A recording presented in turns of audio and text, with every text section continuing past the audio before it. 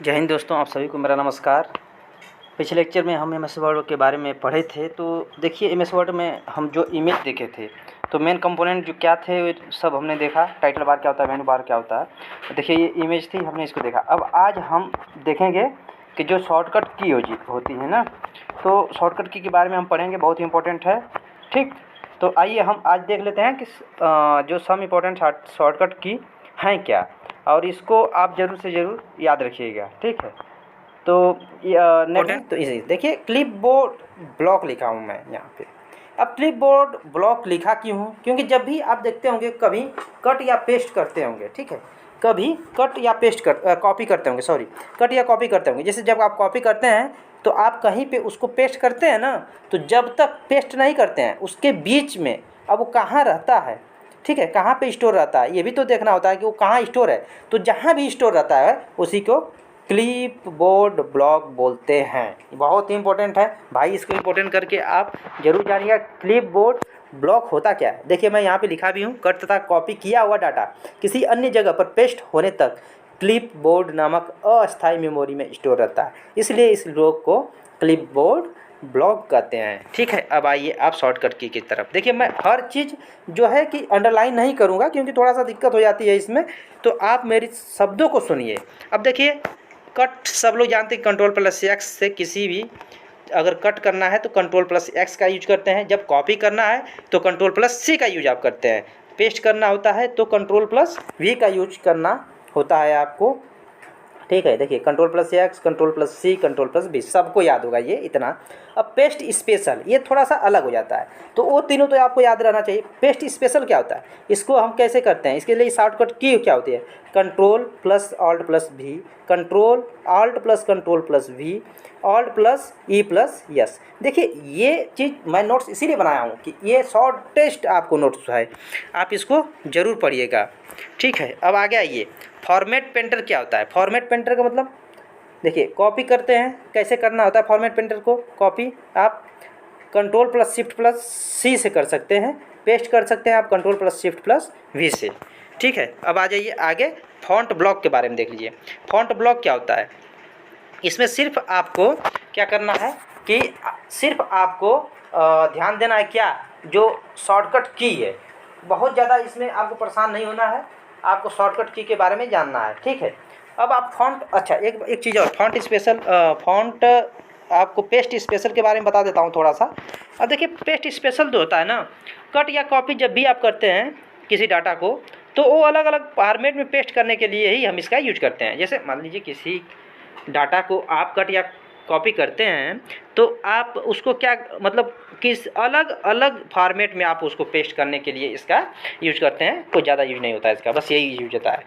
अब format painter क्या होता है, जब किसी भी चीज़ को, कोई डाटा है उसको आप सिलेक्ट कर लेते हैं, तो अब आप चाहते हैं कि जितना सेलेक्ट किया हूँ मैं सिर्फ उसे ही कॉपी करूँ, तब इसका प्रयोग करते हैं आप। ध्यान दीजिए, सेलेक्ट जब किसी भी डाटा को करते हैं आप, तो चाहते हैं कि सिर्फ मैं इतना ही फॉर्मेट को कॉपी करूं, उसके लिए आप किसका यूज करते हैं, फॉर्मेट पेंटर का यूज करते हैं। ठीक है, अब आ जाइए आगे। अब और मैंने क्लिपबोर्ड ब्लॉक के बारे में बता दिया, बहुत ही इंपॉर्टेंट है। अब फॉन्ट ब्लॉक के बारे में देख लीजिए। देखिए, फॉन्ट ब्लॉक, अब इसमें भी आपको क्या है, याद रखना है, शॉर्टकट की जो है, इसकी शॉर्टकट की है उनको याद रखना है। इसको देखिए, पहला नंबर हम लिखे हैं फॉन्ट डिजाइन, फॉन्ट फेस या फॉन्ट शेप या फॉन्ट फेस। तो इसमें क्या करना है कि Ctrl+D, इसके लिए दो तरह से आप इसको वो कर सकते हैं, मतलब कॉपी। देखिए, फॉन्ट डिजाइन जो होती है उसको Ctrl+D से कर सकते हैं, फॉन्ट डिजाइन आ जाएगा जब Ctrl+D करेंगे तो, या फॉन्ट फेस या फॉन्ट शेप, तो Ctrl+Shift+F होता है और Ctrl+D होता है इसके लिए शॉर्टकट की। फॉन्ट साइज के लिए क्या होता है, फॉन्ट साइज के लिए क्या होता है आपका, देखिए, डॉक्यूमेंट में जब भी फॉन्ट की साइज़ आप चेंज कर दें चाहते हैं तो इसका यूज कर सकते हैं। फॉन्ट साइज का यूज कहाँ करेंगे, ठीक है। और ये फॉन्ट, अच्छा, जो फॉन्ट डिजाइन, फॉन्ट फेस या फॉन्ट शेप था, जब भी आप फॉन्ट चेंज करना चाहते हैं डॉक्यूमेंट में तो आप इन की का यूज करेंगे। जब फॉन्ट साइज का मतलब कि जब आप डॉक्यूमेंट में फॉन्ट की साइज चेंज करना चाहते हैं तो आप इस की का करेंगे, किसका, Ctrl+Shift+P, Ctrl+Shift+V। तीसरा आइए, इंक्रीज फॉन्ट साइज, नाम ही से समझ में आ गया कि डॉक्यूमेंट की जो फॉन्ट है उसकी साइज़ को बढ़ाने के लिए हम क्या क्या यूज कर सकते हैं। देखिए कंट्रोल प्लस क्या है, देखिए ये कंट्रोल, इतना कंट्रोल प्लस ये बड़ा जो ब्रैकेट होता है, ठीक है, इसका ये मतलब एक पार्ट ले लीजिए, ये होता है +1 पॉइंट इंक्रीज होता है यहाँ से, या इसको ऐसे भी कंट्रोल प्लस शिफ्ट प्लस ये वाला ब्रैकेट, ठीक है, ले लेंगे आप। ठीक, ये हो गया। ये नेक्स्ट अवेलेबल साइज पे इससे डायरेक्ट चले जाएंगे, जो आपके जस्ट उसके बाद की साइज होगी, और कंट्रोल प्लस जो ये बड़ा वाला ब्रैकेट का साइन है, इससे आप देखेंगे +1 पॉइंट आप इंक्रीज कर जाएंगे। उसके बाद डिक्रीज फॉन्ट साइज, सेम उसका उल्टा हो जाएगा, कंट्रोल प्लस, अब दूसरी तरफ उसका मुंह हो जाएगा बड़ा वाला ब्रैकेट का, और ऐसे ही जो नीचे लास्ट अवेलेबल साइज पे आप जाएंगे तो कंट्रोल प्लस शिफ्ट प्लस ये ब्रैकेट जो दिख रहा है आपको इस पे चले जाना है। उसके बाद चेंज केस। अच्छा देखिए, चेंज केस के बारे में आप थोड़ा सा जान लीजिए कि चेंज केस क्या होता है। चेंज केस वैसे तो इसके लिए शॉर्टकट की जो होती है, चेंज केस के लिए जो शॉर्टकट की होती है ये होती है आपकी शॉर्टकट की चेंज केस के लिए, ठीक है। अब चेंज केस में आप एक चीज़ देखते होंगे कि सेंटेंस केस, इसमें सेंटेंस केस किसी भी सेंटेंस का जो पहला अक्षर होता है ना, मान लीजिए उसको आपको कैपिटल में लिखना है और बाकी सारे अक्षर क्या लिखना है, स्मॉल में लिखना है, ठीक है। जैसे आई एम गोइंग, मैं जा रहा हूँ, तो आई को हम कैपिटल लिख रहे हैं, ठीक है, आई को कैपिटल लिख रहे हैं, तो वहाँ आप इसको बोलेंगे कि सेंटेंस केस। एक होता है अपर केस, चेंज केस में ये होता है, एक होता है अपर केस। अब अपर केस क्या होता है, डॉक्यूमेंट के सारे कैरेक्टर को आप कैपिटल में, लेटर में आप चेंज कर सकते हैं। अपर केस का मतलब जैसे आई एम गोइंग, ठीक, मैं जा रहा, तो उसको सब कैपिटल में रहेंगे, जितने भी वर्ड हैं सब कैपिटल में रहेंगे। उसके बाद तीसरी चीज़, तीसरा नंबर पे आप देखेंगे लोअर केस, मतलब आप सबको स्मॉल में लिख दीजिए। लोअर केस में क्या करेंगे, सबको स्मॉल में लिख देते हैं। कैपिटल ईच वर्ड, मतलब कैपिटलाइज ईच वर्ड, मतलब देखिए जब पहला मतलब उसमें कहना क्या है कि जितने भी वर्ड है ना, जैसे I am going, I capital में होगा, आई एम एक कैपिटल में होगा, एम स्मॉल में होता है, गोइंग का जी जो है ना वो कैपिटल में होगा, और फिर आई एन जी आपका क्या, जी ओ आई एन जी क्या होगा, स्मॉल में होगा। तो ये होता है कैपिटलाइज ईच वर्ड, ठीक है। एक टॉगल केस होता है, उसी में चेंज केस की बात बता रहा हूँ मैं अभी, ध्यान दीजिएगा, चेंज केस की बात बता रहा हूँ। एक टॉगल केस होता है। अब उसमें क्या होता है कि जो पहला अक्षर होगा वो तो हो जाएगा स्मॉल, जो पहला अक्षर हो जाएगा वो स्मॉल हो जाएगा, उसके बाद वाला अक्षर जो है वो कैपिटल हो जाएगा, ठीक। तो ये चीज़ ध्यान देना। तो चेंज केस यही होता है, कुछ खास नहीं होता है। तो इसमें शिफ्ट प्लस या 3 का यूज किया जाता है। अब नेक्स्ट आ जाइए रिमूव फॉर्मेटिंग। रिमूव फॉर्मेटिंग, इसके लिए क्या होता है, control plus space bar, remove formatting. अच्छा, रिमूव फॉर्मेटिंग होता क्या है ये जानना है आपको। तो देखिए डॉक्यूमेंट में जो भी सिलेक्टेड टेक्स्ट होता है, ठीक है, उसकी फॉर्मेटिंग को ही हम रिमूव करने के लिए इसका यूज करते हैं। ध्यान दीजिए, डॉक्यूमेंट में जो सिलेक्टेड टेक्स्ट होता है, ठीक है, उसकी फॉर्मेटिंग को हम रिमूव करने के लिए ही इसका यूज करते हैं, रिमूव फॉर्मेटिंग का। अब इसके बाद फॉन्ट स्टाइल, देखिए आप देखते होंगे कि जब आप कोई पैसेज उसमें टाइप करते हैं तो उसमें स्टाइल आप मतलब जैसे कि बोल्ड करना है, इटैलिक करना है, अंडरलाइन करना है, रेगुलर होता है, एक डबल अंडरलाइन कैसे करते हैं ये चीज़। तो यहाँ से देख लीजिए, जब आप बोल्ड करना चाहते हैं तो कंट्रोल प्लस बी का यूज करते हैं, जब इटैलिक्स में लिखते हैं कंट्रोल प्लस आई का यूज करते हैं, जब अंडरलाइन करते हैं तो कंट्रोल प्लस यू का वो करते हैं, अंडरलाइन के लिए कंट्रोल प्लस यू का यूज करते हैं, रेगुलर के लिए डिफ़ॉल्ट फॉन्ट स्टाइल का यूज करते हैं आप रेगुलर के लिए, और डबल अंडरलाइन के लिए कंट्रोल प्लस शिफ्ट पर डी। देखिए ये इंपॉर्टेंट है आपके लिए, क्योंकि डबल अंडरलाइन नहीं समझ पाते हैं लोग कि करना कैसे है, तो आप उसके लिए control plus shift plus D का यूज करेंगे, ठीक है। इतना समझ में आ गया होगा। आइए नेक्स्ट स्ट्राइक थ्रू के बारे में देखते हैं। देखिए स्ट्राइक थ्रू, किसी भी शब्द को आप हॉरिजॉन्टल लाइन के बीच में से काटने के लिए, मान लीजिए कि कोई भी शब्द है, ठीक है ना, किसी शब्द को आप हॉरिजॉन्टल लाइन के द्वारा बीच में से काटने के लिए, जैसे ये जो मैं आप देख रहे हैं ना, ये हॉरिजॉन्टल लाइन जा रही है, ये मान लीजिए हॉरिजॉन्टल लाइन है, यहाँ से मैं 2 पार्ट इसका कर रहा हूँ, यहाँ से 2 पार्ट कर रहा हूँ, तो इसी को बोलते हैं कि आप स्ट्राइक थ्रू कर रहे हैं, ठीक है, स्ट्राइक थ्रू कर रहे हैं। इसके बाद आइए सब स्क्रिप्ट। अच्छा, स्ट्राइक थ्रू में शॉर्टकट की क्या होती हैं इसको जान लीजिए, शॉर्टकट की क्या होती है इसको जान लीजिए। कंट्रोल प्लस डी होता है, control plus shift plus F होता है, ये चीज़ जानिए। कंट्रोल प्लस डी होता है स्ट्राइक थ्रू में, और control plus shift plus F होता है। ठीक, अब आइए बहुत ही इंपॉर्टेंट चीज़, इंटरेस्टिंग चीज़, आपको मैं एक ट्रिक भी यहाँ पे लिख दिया हूँ सिखाने के लिए। अच्छा देखिए, सुपर सब स्क्रिप्ट एक चीज़ होती है और एक होता है सुपर स्क्रिप्ट। एक होता है सब स्क्रिप्ट, एक होता है सुपर स्क्रिप्ट, ये भी बहुत ही इंपॉर्टेंट है। अब देखिए सब स्क्रिप्ट में H2O मैं लिखा हूँ जानबूझ के, इसके लिए एक शॉर्टकट की क्या होती है, कंट्रोल प्लस इक्वल्स टू। ठीक है, शॉर्टकट की होती है, ऐसे लिखना है किसी चीज़ को आपको तो कंट्रोल प्लस इक्वल्स टू का यूज करेंगे। और सुपर स्क्रिप्ट को लिखना है तो जैसे एक्स के स्क्वायर लिखा हूँ, ऊपर स्क्वायर लगा है ना, तो उसको लिखने के लिए control plus shift plus plus का यूज करेंगे। ध्यान दीजिए, यहाँ देखिए इसके लिए ये था शॉर्टकट की और इसके लिए सुपर स्क्रिप्ट के लिए ये था। अब देखिए मैं इसके सुपर स्क्रिप्ट को याद रखेंगे तो अपने आप सब स्क्रिप्ट याद रहेगा। यानी कि जो सुपर है वही तो भाई ऊपर है। ध्यान दीजिए, जो सुपर है वही ऊपर है, किसी भी चीज़ में जो सुपर है वही ऊपर है। तो यहाँ पे ये स्क्वायर देखिए ऊपर लगा है ना, यहाँ पे ये है नीचे, तो सब स्क्रिप्ट तो आपको याद रहेगा, सुपर स्क्रिप्ट याद रहेगा, सब स्क्रिप्ट याद रहेगा। तो ये चीज़ है, ये याद रखिएगा, याद करने देगा। अब देखिए पैराग्राफ ब्लॉक, पैराग्राफ ब्लॉक इतना चीज़ याद नहीं रखने की जरूरत है, मैं शॉर्टकट की जिसकी बता रहा हूँ, बस आप शॉर्टकट की आपको याद रखना है। देखिए इंडेंट, इंडेंट क्या होता है ये ध्यान देना है आपको। ठीक है, इंडेंट के बारे में आप जान लीजिए थोड़ा सा कि इंडेंट होता क्या है। देखिए पैराग्राफ तथा जो मार्जिन के मध्य दिया गया स्पेस होता है ना, उसी को हम क्या कहते हैं, इंडेंट कहते हैं। पैराग्राफ तथा मार्जिन के मध्य, देखिए ये कोई मान लीजिए कोई ये पैराग्राफ है आपका, ठीक है, ऐसे ऐसे। अब आप ये जो एरिया होता है ना, ये दोनों के बीच का, इसी को हम इंडेंट कहते हैं। इन्हीं पैराग्राफ के जो बीच का एरिया होता है, इसके बीच का, उसे हम इंडेंट करते हैं। ठीक है, इंडेंट कहते हैं, मतलब थोड़ी सी जगह छुटी रहती है, उसी को इंडेंट कहते हैं।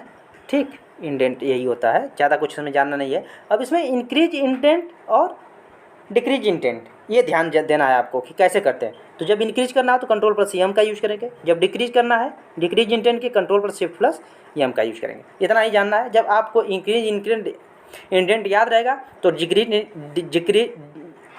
डिक्रीज इंडेंट भी याद रहेगा। जैसे कंट्रोल प्लस एम याद है तो control plus shift plus M कर लेंगे हम। ठीक है, उसके बाद आ जाइए ऊपर, पैराग्राफ एंड सिंबल कैसे शो करेंगे आप। पैराग्राफ एंड सिंबल, देखिए ये पैराग्राफ एंड सिंबल है, control plus shift plus star जो होता है, control plus shift plus star होता है।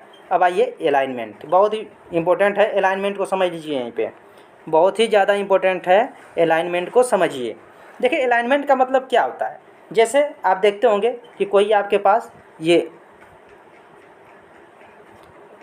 पास एक मतलब पैराग्राफ है, देखिए ये चीज़, देखिए ये है। देखते हैं जब कोई लेटर वगैरह आप लिखते हैं, एप्लीकेशन लिखते हैं तो क्या लिखते हैं, यहाँ पे टू द प्रिंसिपल यहाँ लिखते हैं ना, तो इसी को हम लेफ्ट अलाइनमेंट बोलते हैं, इसी को हम लेफ्ट अलाइनमेंट बोलते हैं। अगर इधर राइट में कुछ लिखते हैं, देखिए यहाँ पे मैं लिख दिया हूँ PQRS, कुछ भी लिख दीजिए, तो यहाँ पे राइट में कुछ लिखते हैं तो इसे हम क्या बोलते हैं, राइट अलाइनमेंट, राइट अलाइनमेंट। ठीक है, यहाँ नीचे कुछ लिखते हैं आप, जैसे योर सिंसियरली या आपका आज्ञाकारी शिष्य, यहाँ पे कुछ लिखते थे ना आप, तो यहाँ पे इसको भी राइट अलाइनमेंट बोलेंगे। अच्छा, जो सेंटर में किसी चीज़ को जब आप लिखते हैं तो उसको सेंटर अलाइनमेंट बोलते हैं। ध्यान दीजिएगा, जब सेंटर में किसी चीज़ को आप लिखते हैं तो उसको सेंटर अलाइनमेंट बोला जाता है। ठीक है, जैसे देखिए यहाँ पे सब्जेक्ट जो आप लिखते हैं, यहाँ पे सब्जेक्ट जो लिखते हैं वो सेंटर में, उसी को हम सेंटर अलाइनमेंट बोलते हैं। अब इसके लिए शॉर्टकट की क्या होती है, ठीक है, डायरेक्ट आप इसको ऐसे शॉर्टकट की का यूज से आप कर सकते हैं। देखिए लेफ्ट अलाइनमेंट क्या होता है, कंट्रोल प्लस एल से, right alignment control plus R से, सेंटर कंट्रोल प्लस ई से। ये तो आपको कंट्रोल प्लस ई हमेशा देखिएगा, आपको करना ही पड़ेगा। जस्टिफाइड का मतलब क्या होता है, कंट्रोल प्लस जे, यानी कि शब्दों को जब आपको एक सीध में लिखने की ज़रूरत होती है तो इसका जस्टिफाइड का यूज करते हैं। शब्द जब आपके इधर उधर टेढ़े मेढ़े मतलब सही से अरेंज नहीं है तो आप वहाँ पे कंट्रोल प्लस जे का यूज करेंगे, उसे ही जस्टिफाइड बोलते हैं। तो ये बहुत ही ज़रूरी है, इसको ज़रूर याद रखिएगा, ये आता भी है क्वेश्चन यहाँ से। अब लाइन स्पेसिंग क्या होती है, इसको देख लेते हैं। लाइन स्पेसिंग के बारे में थोड़ा देख लेते हैं, ठीक, कि लाइन स्पेसिंग होती क्या है, ठीक है ना। अब देखिए, अब लाइन स्पेसिंग का मतलब ये होता है कि दो लाइनों के बीच में जो जगह छूटती है ना, उसी को लाइन स्पेसिंग कहते हैं। देखिए ये लाइन हो गया, ये लाइन हो गया, तो ये बीच में जगह है ना, इसी को लाइन स्पेसिंग कह रहे हैं। ये लाइन हो गई, इसके बीच की जगह ये लाइन स्पेसिंग, ये लाइन हो गई, इसके बीच की जगह लाइन स्पेसिंग हो गई। ठीक है, ये हो गई लाइन स्पेसिंग।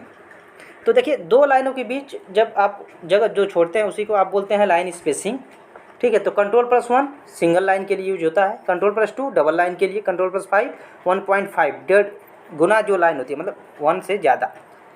डिफ़ॉल्ट स्पेसिंग आपकी कितना होती है 1.15 पहले से ही होती है। बस आपको लाइन स्पेसिंग ध्यान देना है। की देखिए इसको की को बहुत ये एग्जाम में नहीं आने वाले हैं, तो इसको बहुत परेशान ना होइए आप, जो इंपॉर्टेंट है मैं उसको बता रहा हूँ, ठीक है। अब आज ये पैराग्राफ स्पेसिंग क्या होती है, जैसे कि आप लाइन स्पेसिंग देखे थे, अब इसमें क्या होगा कि जब दो पैराग्राफ के बीच में जो स्पेसिंग दी जाती है, पैराग्राफ स्पेसिंग क्या होता है, प्रत्येक पैराग्राफ के बाद छोड़ी गई जगह ही क्या होती है, पैराग्राफ स्पेसिंग होती है। इसमें 10 पॉइंट तक का अंतर होता है, 10 पॉइंट की स्पेसिंग होती है इसमें, ठीक है। उसके बाद आ जाइए नीचे, स्टाइल ब्लॉक क्या होता है। स्टाइल ब्लॉक देखिए, स्टाइल ब्लॉक के लिए शॉर्टकट की जो होती है Ctrl+Shift+S होता है, ठीक। दूसरी क्या होती है Ctrl+Shift+Alt+S होता है। तो ये थोड़ा टफ है, मगर आपको ये Ctrl+Shift+S तो याद ही रहेगा। अब टेक्स्ट की डिज़ाइन तथा स्टाइल में परिवर्तन करने के लिए आप इसका यूज करते हैं, ठीक है। यहाँ पे लिखा हूँ, टेक्स्ट की डिज़ाइन तथा स्टाइल में परिवर्तन करने के लिए आप स्टाइल ब्लॉक का यूज करते हैं। बहुत ही इंपॉर्टेंट सेशन है, आप इसको ध्यान से देखिएगा, लापरवाही नहीं करना है थोड़ा भी। अब एडिटिंग ब्लॉक के लिए बारे में देख लीजिए, ज़्यादा टाइम नहीं लूँगा, अब जल्दी समाप्त हो जाएगा। देखिए एडिटिंग ब्लॉक क्या होते हैं, आप देखते होंगे कि साइड में राइट में ना ऊपर ये होता है। तो देखिए यहाँ पे एडिटिंग मैं ये बना दिया हूँ फिगर, ये फाइंड लिखा रहता है, तो Ctrl+F से इसको करते हैं। तो जब Ctrl+F आप करते हैं, ठीक है, एडिटिंग ब्लॉक में जब Ctrl+F करते हैं तो यहाँ पे नया वो जो है कि खुल के आ जाता है डॉक्यूमेंट में किसी भी डाटा को ढूंढने के लिए आप इसका यूज करते हैं, ठीक है। डॉक्यूमेंट में किसी भी डाटा को ढूंढने के लिए आप Ctrl+F का यूज करेंगे, यानी कि फाइंड को आप यूज करेंगे। अब इसी के नीचे आप देख रहे होंगे कि रिप्लेस वाला, ये रिप्लेस ये तो फाइंड वाला हो गया। अब रिप्लेस क्या होता है, तो रिप्लेस के लिए शॉर्टकट की क्या है Ctrl+H। रिप्लेस के लिए शॉर्टकट की क्या है Ctrl+H, ठीक है। तो Ctrl+H डॉक्यूमेंट में जब डॉक्यूमेंट में जो पुराना डाटा होता है उसको नए डाटा से रिप्लेस करने के लिए हम इसका यूज करते हैं। ध्यान दीजिए, जो डॉक्यूमेंट में पुराने डाटा को नए डाटा से रिप्लेस करने के लिए हम Ctrl+H का यूज करते हैं, ठीक है। उसके बाद आ जाइए आप, रिप्लेस हो गया आपका। उसके बाद ये सिलेक्ट आल तो सबको पता होगा, Ctrl+C से होता है, ठीक है। जब सब कोई भी पैसेज है, अगर आप उसको पूरा मतलब सेलेक्ट करना था तो Ctrl+A कर दीजिए, तो आप सेलेक्ट कर ले जाएंगे, ठीक। उसके बाद गो टू क्या होता है, Ctrl+G से होता है। जैसे अगर कोई डॉक्यूमेंट है या किसी डॉक्यूमेंट में अगर कोई भी पेज है, जैसे लाइन है, सेक्शन या फुटनोट, एंड नोट, ठीक है, कमेंट पर सीधा आप जब पहुंचना चाह रहे हैं तो गो टू का यूज करते हैं। कहीं भी आप सीधा पहुंचना चाहते हैं तो गो टू का यूज करते हैं। ये देख लीजिएगा। पेज ब्लॉक के बारे में आ जाइए, देख लेते हैं। पेज ब्लॉक के बारे में देखते हैं। पेज ब्रेक, अच्छा ये बहुत इंपॉर्टेंट है भाई, देखो ये आप देख लीजिए, बहुत ही इंपॉर्टेंट सेक्शन ये भी है। पेज ब्रेक, देखिए पेज ब्रेक के लिए हम क्या यूज करते हैं Ctrl+Enter पेज ब्रेक के लिए, या इंजर्ट, देखिए ये Ctrl+Enter या इन दोनों में से कोई भी एक शॉर्टकट की आप यूज कर सकते हैं। तो पेज ब्रेक के लिए Ctrl+Enter का यूज करते हैं, और या इंजर्ट प्लस ब्रेक का यूज करते हैं। और कॉलम ब्रेक के लिए क्या करते हैं आप Ctrl+Shift+Enter, जब कॉलम में ब्रेक करना होता है। अब इसको थोड़ा सा आप समझ लीजिए कि जो पेज ब्रेक होता है, देखिए वर्ड जो डॉक्यूमेंट होता है उसमें किसी नए पैराग्राफ को या किस नए पेज से आप स्टार्ट करने के लिए पुराने पेज को जब आप ब्रेक करते हैं तो, या नए पेज पे आप जाने के लिए ही इसका यूज करते हैं, ठीक है। मान लीजिए कि कोई आपका पैसेज ख़त्म हुआ तो आपको नए मतलब पेज से हमको स्टार्ट करना है, तो पेज ब्रेक का यूज करेंगे। और कॉलम ब्रेक क्या होता है कि किसी नए पैराग्राफ को जब आप नए कॉलम से स्टार्ट करना चाहते हैं तो पुराने कॉलम को आपको ब्रेक करना होगा, तो वहीं पे हम Ctrl+Shift+Enter का यूज करते हैं। तो आपको याद क्या रखना है, बहुत हिस्ट्री नहीं याद रखना है, बस पेज ब्रेक के लिए आप देखेंगे Ctrl+Enter होता है, और कॉलम ब्रेक के लिए Ctrl+Shift+Enter होता है, ठीक। अब आ जाइए क्लिप आर्ट क्या होता है। देखिए जो क्लिप आर्ट होता है आपका, क्लिप आर्ट MS वर्ड में, आप क्लिप आर्ट के बारे में जान लीजिए। MS वर्ड में कुछ ग्राफिक्स, ठीक है, कुछ ग्राफिक्स प्री डिफाइंड होते हैं, उन्हें ही आप क्लिप आर्ट कहते हैं MS वर्ड में, ठीक है। क्लिप आर्ट बस इतना जानिए, MS वर्ड में कुछ ग्राफिक्स ऐसे होते हैं जो प्री डिफाइंड होते हैं, जिन्हें हम क्लिप आर्ट कहते हैं, ठीक। अब देखिए, अब कुछ चीज़ें और भी इम्पोर्टेंट हैं जो इसमें रह गई हैं, तो उसको हम अगले लेक्चर में कवर कर लेंगे। आपका MS वर्ड समाप्त हो जाएगा भाई। इसको मैं इसलिए ये लेंदी हो रहा है क्योंकि एक क्लास में पढ़ाना मुश्किल है। सब सोचिए कि 40 से 50% क्वेश्चन तो एमएस ऑफिस से आता है, तो कैसे आप 1-2 क्लास में इसको कवर कर लेंगे। अब आप समझ लीजिए ना कि सिर्फ आप एमएस ऑफिस ही पढ़ के जाते हैं तो आप 40 से 50% जो क्वेश्चन आएंगे आप कर ले जाएंगे। अगर मान लीजिए कि 50 क्वेश्चन आ रहा है कंप्यूटर का, तो उसमें अप्रॉक्सीमेटली आप 20 क्वेश्चन तक, 15 से 20 क्वेश्चन तो आ ही जाता है यार यहाँ से, तो आपको इसको नहीं छोड़ना है, ठीक है। उसके बाद आप देख लीजिए कि क्लिप आर्ट क्या होता है, आपने देख लिया। नोट कुछ है, जैसे एमएस वर्ड में जो स्क्रीनशॉट आपको लेना है तो उसके लिए क्या क्या शॉर्टकट की होती हैं, ये देख लीजिए। एमएस वर्ड में देखिए ये ऑल्ट प्लस प्रिंट स्क्रीन कर लीजिए, या window button plus print screen कर लीजिए। कुछ भी एमएस वर्ड में आपको अगर स्क्रीनशॉट लेना है तो इसके लिए आप क्या करेंगे कि window button plus print screen कर लेंगे, या ऑल्ट प्लस प्रिंट स्कैन कर लेंगे। तो देखिए आज का सेशन बहुत ही महत्वपूर्ण था। अगर मैं हो सकता है कि कुछ ध्यान न दिया हूँ तो इस जो पीडीएफ है ना, इसको आपको ज़रूर पढ़ना है। अगर कुछ चीज़ें हमसे छूट भी गई हों, मगर छूटी तो नहीं है, आप पूरा इस शॉर्टकट की देखिए, रटना नहीं है, बस इस पेज को निकलवा के रख लीजिएगा और थोड़ा थोड़ा कभी कभी देखते रहिएगा, आपका ये सब याद हो जाएगा। बहुत ही इम्पोर्टेंट था। और ये देखिए, ये जो फॉर्मेटिंग टूल बार था ये वाला था। उसके बाद स्टैंडर्ड टूल बार ये आपका था, इसको देख लीजिएगा क्या क्या होता है। इसको बहुत ध्यान नहीं देंगे तभी चल जाएगा, मगर ये वाला जो सेक्शन में बताया था कि जो आपका ये इमेज है, ठीक है, एमएस वर्ड वाली, तो ये चीज़ें क्या होती हैं, इन चीज़ों को बहुत ही ध्यान से आप मेरे शब्दों को सुनिएगा। ये वीडियो 1 से 2 बार ज़रूर देख लीजिए। यही आपका माइक्रोसॉफ्ट वर्ड का लगभग अब कवर कर चुके हैं, क्योंकि देखिए कुछ चीज़ें इसका लेंदी होने का मतलब ये भी है कि जो चीज़ें इसमें हैं और जो चीज़ें एमएस पावर पॉइंट में हो या एमएस एक्सेल में हैं, तो वो भी चीज़ें इसमें हम पढ़ा रहे हैं, इकट्ठा पढ़ा रहे हैं माइक्रोसॉफ्ट वर्ड को सब कुछ। और जब आप एमएस एक्सेल और एमएस पावर पॉइंट पढ़ेंगे वो बहुत ही एक ही वीडियो में समझ लीजिए ख़त्म हो जाएगा, इतना कम है। क्योंकि मैक्सिमम चीज़ें इसमें उसमें तीनों में कॉमन होती हैं, क्योंकि पिछले लेक्चर में मैंने आपको डिफरेंस समझाया था इसका, ठीक है, कि क्या क्या डिफरेंस होता है इन तीनों में। तो इसको पढ़ना बहुत ही ज़रूरी है और ध्यान से पढ़िएगा, तो एकदम लगे रहिए। मैं यही कहूँगा कि आप लोग इस पीडीएफ को ज़रूर निकलवा लीजिएगा। धन्यवाद।